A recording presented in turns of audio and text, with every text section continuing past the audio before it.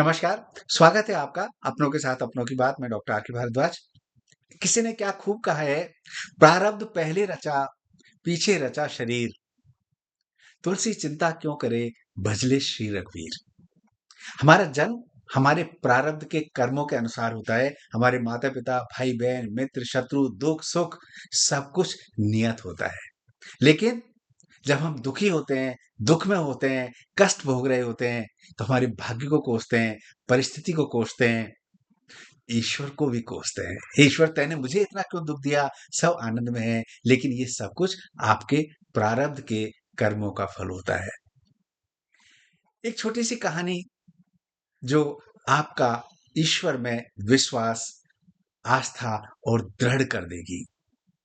इस सिद्धांत को आपको स्वीकार करने में, हँस के स्वीकार करने में मदद करेगी। एक संत जो दिन-रात ईश्वर की भक्ति करते थे, नाम जपते थे, अच्छा काम करते थे, अच्छाइयाँ करते थे, लोगों को अच्छी शिक्षाएँ देते थे, उपदेश देते थे। धीरे-धीरे बुजुर्ग हो गए, वृद्धावस्था हो गई, चलने-फिरने, उठने में परेशानी होने लगी। आश्रम में अपने शिष्यों के साथ रहते थे।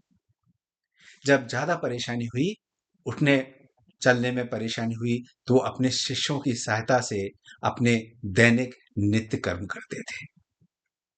वो अपने शिष्यों को आवाज़ लगाते और शिष्य आकर उन्हें दैनिक कर्मों से निवृत्त करा देते थे। धीरे-धीरे ज़्यादा बुजुर्ग हो गए, गुरुजी, संत अपने शिष्यों को आवाज़ लगाते, कभी शिष्य देर से आते, ठहर के आते, गुरुजी परेशान होते रहते। एक दिन गुरुजी ने संत श्री ने आवाज़ लगाई और एक बालक दौड़कर गुरुजी के पास आया, संत के पास आया और उनको बहुत कोमल स्पर्श से निवृत्ति कराने ले गया, नहलाया-धुलाया और वापस बिस्तर पे लिटा दिया।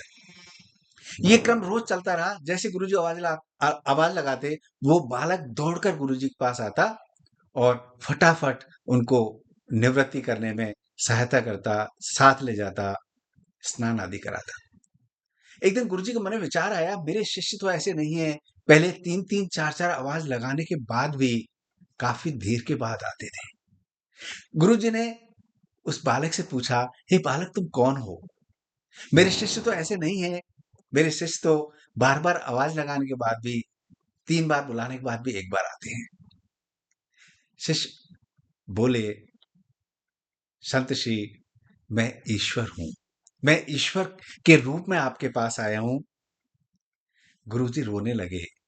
बोले, मेरी इस दशा को आपकी कृपा से क्या ये मेरी दशा सुधर नहीं सकती? क्या मेरी मुक्ति नहीं हो सकती?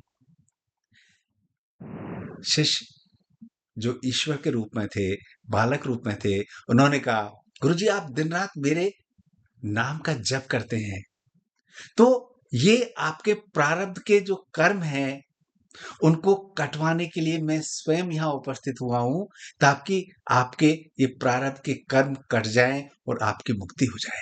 गुरुजी बोले, आपकी कृपा से भी बड़े क्या मेरे प्रारब्ध के कर्म हैं? जब आपकी इतनी कृपा है, तो मुझे आप मुक्त क्यों नहीं कर देते?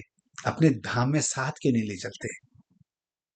ईश्वर रूपी बालक बोले, प्रारब्ध के कर्म तो गुरुजी आपको काटने ही पड़ते हैं, लेकिन जिनकी ईश्वर में असीम आस्था, श्रद्धा और विश्वास है और निरंतर मेरा नाम जप करते हैं, उनके प्रारब्ध कटवाने के लिए मैं स्वयं प्रकट हो जाता हूँ, स्वयं साथ रहता हूँ, ताकि उनको ज़्यादा कष्ट ना भोगना पड़े। बालक रूपी ईश्वर आगे कहते हैं, प्रारब्ध के कर्म 3 प्रकार के होते हैं, मंद, तीव्र और तीव्रतम।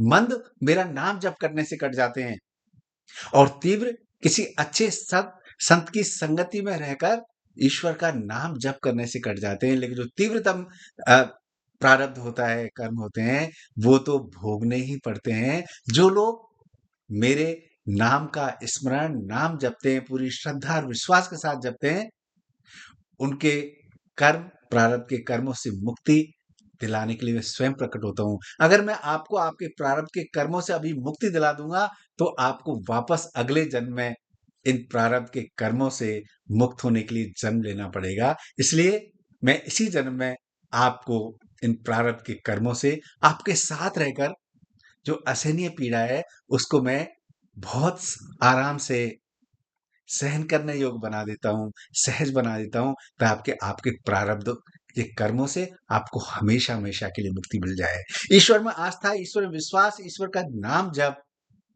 आपके सारे कष्टों से, आपके दुखों से, आपके प्रारब्ध के कर्मों से मुक्ति दिला देता है। ये नियत है, निश्चित है।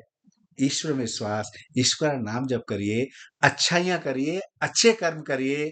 ईश्वर हमेशा आपके साथ हैं, आपको हर दुःख, कष्ट से मुक्ति दिला देते हैं। नमस्कार, जय श्री राधे, जय श्री राम।